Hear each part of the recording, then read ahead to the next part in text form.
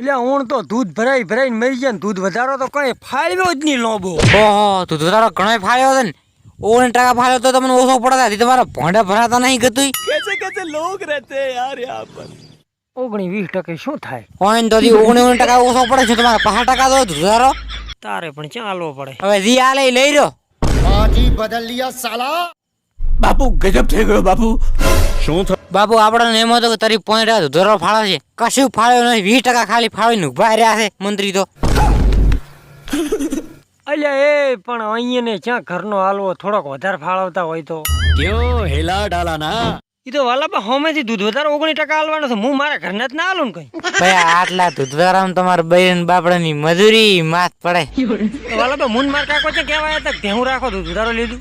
ભાઈ તમે કહેવા જ નતા પણ ડેરી છે તાર કાકા ની તારે છે ઘરના હાલવા પડે વધારે હાલો. એટલે મોસું કરીને ચમડા જાય છે.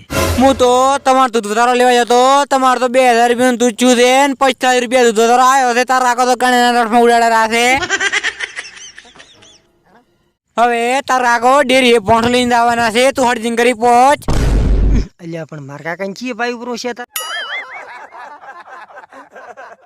મિત્રો વિડીયો ગમે તો લાઈક શેર ને સબસ્ક્રાઇબ કરો.